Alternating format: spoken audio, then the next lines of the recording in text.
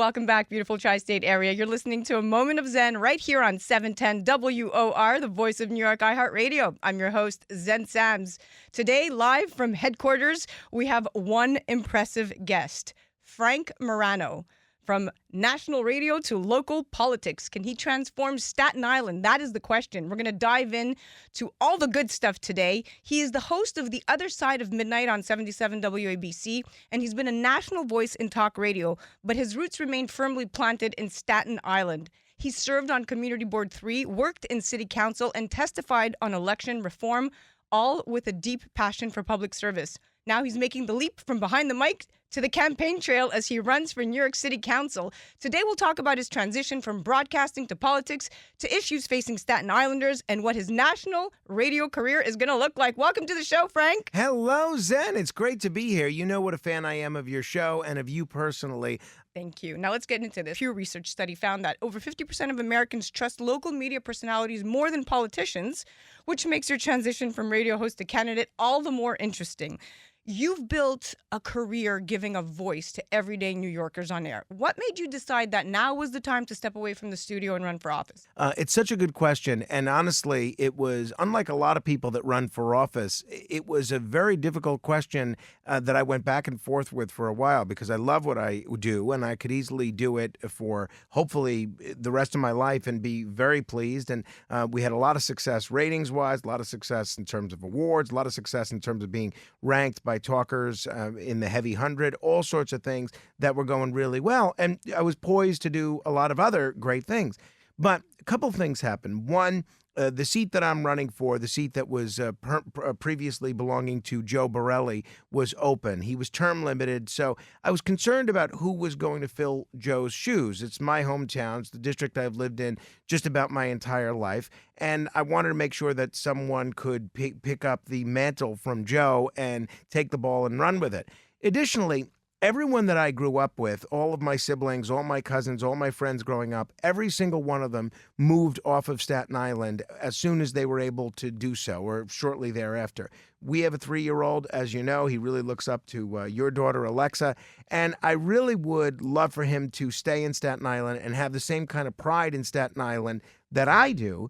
And I'd like to be able to say to him when he's an adult that I did whatever I could to keep you here. So that's basically it. I want to give this my all. I want to leave it all out on the field, not only the campaign, but the job itself, so that I could say to Carmine when he's an adult, hey, I did my best to keep you here. Those are great motivations. And not many people trade a national platform for the grind of local politics. So you must really believe in what you're fighting for, Frank. And I know that as your friend, and I know you well. I know Rachel, I know Carmine.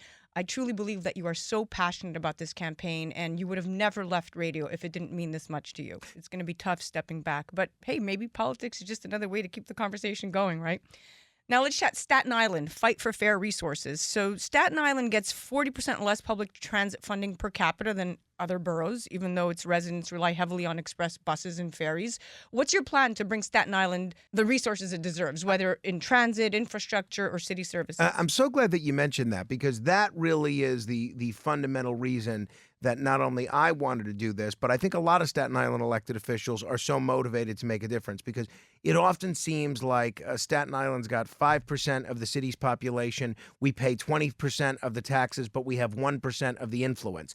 And the area that you just mentioned, express buses, is a perfect example. You know, once they instituted congestion pricing, which I'm totally against, that I'm going to fight really hard to roll back.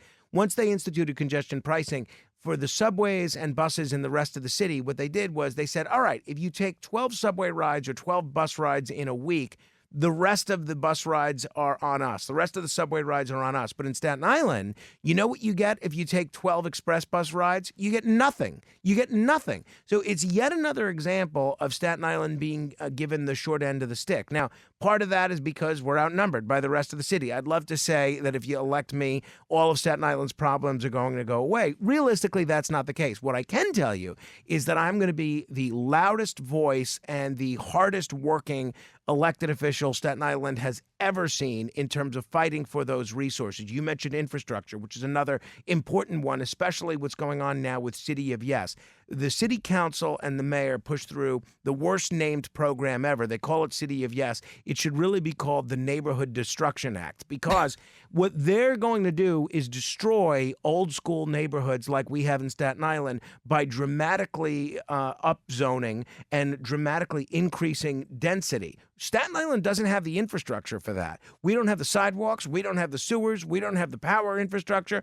I'm going to make sure that every single time a bureaucrat makes a decision about Staten Island, they're going to have to answer to me about why they're not making these promises into realities when it comes to Staten Islanders. Yeah, and if Staten Islanders keep getting shortchanged, they need a stronger advocate just like you.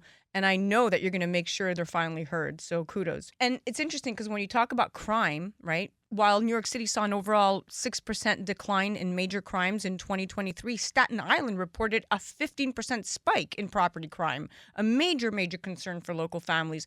How will you approach crime prevention and law enforcement policies to make Staten Island safer? This is such an important question. And where I live in the South Shore of Staten Island, there's a huge issue with not only home invasions, but auto theft. There's two types of auto theft, where obviously just stealing the cars, or where they steal the catalytic converters. And what's happening, what we're seeing is people are, number one, looking for unlocked cars. And if they could find the unlocked cars, they're stealing them and bringing them to, in most cases, New Jersey. If they can't find an unlocked car, what they do is they break into the house with the attempt of finding the car keys and then use those keys to take the car or to take the car to catalytic converter or other property. What I'd like to do, and I've already spoken with the DA's office and the local precinct about this, is set up checkpoints that disincentivize these criminals from going to New Jersey and coming to Staten Island, going back to New Jersey with a stolen car. If they know they're going to have to pass a police checkpoint and offer some sort of an explanation as to what they're doing, then you're going to see that stop, at least on Staten Island. You're going to see these folks go elsewhere. So that's part of it. It's a refocusing on the police and the DA's office in terms of police checkpoints and having an auto theft task force. Lastly, I'd love to see, and this is kind of revolutionary, and I don't know that we've seen anything like this, some sort of collaborative effort between the New Jersey police departments, both municipal and state, and the NYPD, because that's what's going on here. This is one problem. It's not a New York problem or a New Jersey problem, but we're treating it as separate problems. We've got to get the New York and New Jersey police departments working together. I'd suggest a collaborative task force. I'm going to work to make that happen. Yeah, public safety is a top priority Huge. for any leader. Absolutely. And your approach, this one that you specifically just mapped out, could actually set the tone for how safe Staten Islanders feel every day. So I'm glad you've thought all of this through. And of course, that's part of the job that you've taken on, right? Now, overdevelopment versus smart growth. This is kind of, the yin and the yang. Let's talk about this. So Staten Island's population has increased over 10% in the past decade, but many neighborhoods still feel overcrowded and under-supported. What's your stance on development? How do you grow without sacrificing the character of Staten Island? This is an issue that I've been working on for the last 24 years. I'm not against development at all. I'm not against significant development. It creates jobs and creates things like houses where people can live and afford to stay on Staten Island. What I'm against is irresponsible development. What we saw in the early to mid 90s especially is you saw people selling their houses, and where one house once stood, they would turn into 7 houses, basically even thinner than you, these houses. You turn sideways, you can't even see the house. That's how small it is.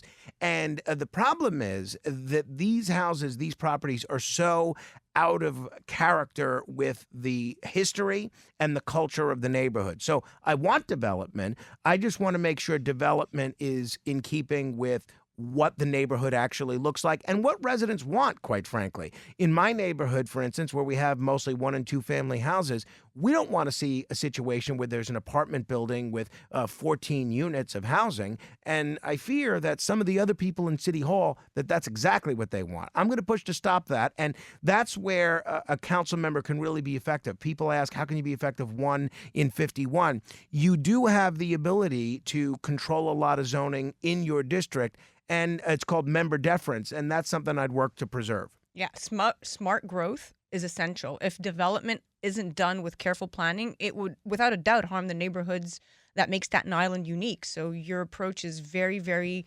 calculated, and I'm glad that you're putting all of this on the table because you have to balance this. Which brings me to the next point, balancing politics, career, and family, right? So it's all about the balance. And studies show political candidates with younger children report 40% higher stress levels. And you've got Is that all? and you've got a 3-year-old at home. How does being a father to Carmine influence your perspective on policies, and how are you balancing it all? That has been the biggest struggle that I've had, balancing working every night and campaigning during the day, which is basically like 2 full-time jobs, while trying to be a decent father and husband. Every time I'm leaving to go to a campaign appearance while Carmine is still awake, and he says, "Where are you going, Dad?" And I explain to him where I'm going, and he says, something like, "But I want you to hang out with me," or "I thought you were going to play with me." It makes me want to cry. I'm getting a little choked up just thinking about it, and that's been the greatest challenge that I've had. I'm doing the best that I can. And we'll see. I'm hoping that after the election that some sense of balance will be able to be restored. And maybe once I have more of a normal schedule and I'm not working at night and campaigning during the day, I'll be able to be home a little bit more and not neglect my family life. But in terms of perspective, that's the reason I'm doing this. I want Carmine to have a future. I'm concerned about his parks. I'm concerned about his schools. I'm concerned about the neighborhood that he's going to grow up in. And I want him to have the same type of pride in our neighborhood and our borough that I had growing up and that I still have. But I see too few Staten Islanders have.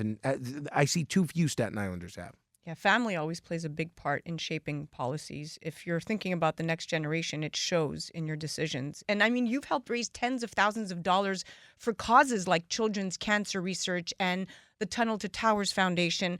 Let's chat philanthropy. Will philanthropy continue to be a major focus for you if elected? And how can city government better support charitable initiatives? So more than ever, one of the things that I'm really looking forward to as a city council member is you get what's called discretionary spending, and you can fund local nonprofit groups in your district. So what I'd like to do is fund a lot of groups that maybe have been neglected, or even if they haven't been neglected, could use a little bit more funding. We've got a real problem in Staten Island, and I think it's a national problem, quite frankly, with a huge uptick in children with autism. On our block right now, there are 3 boys that have autism. Now, that's just on one block. Now, I'm seeing this in pockets all over Staten Island. So there's a lot of services needed for children with autism. And as these children become young adults and their parents start passing away, these are going to be adults with autism spectrum disorder and various forms of autism. And I want to be able to deliver for them and do something for them. So that's a part of it. But you're able to actually allocate funding from the city council to specific nonprofits. And obviously I have a soft spot for youth sports, the Staten Island Soccer League, baseball. It never seems like there's enough fields for all the children that want to play ball. I want to be able to put that into a reality, getting more ball fields, more recreational activity, but also be there for special needs children. Yeah, you said it. And giving back is at the heart of true leadership. And if elected, I'm sure you'll make sure that continues to be a priority. No question. So your radio experience and your political approach, I think there's a very nice relationship there. I think it's what laid the foundation for you to run. You've been a voice in talk radio for nearly 2 decades, engaging with a wide variety of listeners in the local market. When you look at the studies, they do suggest that radio personalities can influence public opinion because of your deep connection with your audience. So you've been this voice in talk radio for 20 years. How do you think your experience in radio is going to influence your approach to governing and connecting with Staten Islanders as a politician? Another great question. I don't know whether it's you or Megan that's coming up with these really thought-provoking questions, but my compliments to both of you. In a few ways. Number one, it keeps you thinking quickly. When you're on the radio and you have to be able to debate any issue on a moment's notice with anybody, whether it's a guest or a caller, that's great preparation for going into the halls of the city council and being able to debate with other elected officials quickly, right? That's number one. Number two is listening, right? Having interviewed you a couple of times, you know that a lot of the times I do what you do, which is what I think most skilled interviewers do, and you do a lot of listening. You ask a good question, you ask an interesting question, and then you sit and listen. I think too few politicians make that a priority. Listen. So I want to listen to everybody. I want to listen to constituents. I want to listen to people that disagree with me. I want to listen to people that have business before the city. I want to listen to people who I'm going to make a decision that they're not going to agree with. And I want to at least leave them with the opinion that they've been heard, even if I don't end up agreeing with where they are. In my experience, both in radio and in politics, if they feel heard, then they can deal with a decision that they may not like. Yeah, you said it. Again, I mean, your answers are spot on. Your radio background is truly what made you uniquely equipped to understand the needs of the people, and it's going to translate into effective governance, if you asked me. I mean, time will tell, but you can already see the roadmap of an individual and of a politician, and your background definitely has equipped you with all of this. We are officially at the end of this interview. I could go on and on for another 30 minutes with you because, quite frankly, no pun intended, I love speaking to you, Frank. Well, I'm speaking frankly all the time, and I love speaking to you too. I hope we can do this again. For those of you listening, head to moranoforcouncil.com and check him out on the gram at Frank Morano for Council. That's it for the PoliticGuy segment, brought to you by Your Home TV. Stay tuned for more conversations that shape our city and beyond. Until next time, stay engaged, stay informed, and stay questioning. You're listening to A Moment of Zen right here on 710 WOR, the voice of New York, iHeartRadio. We'll be right back after this.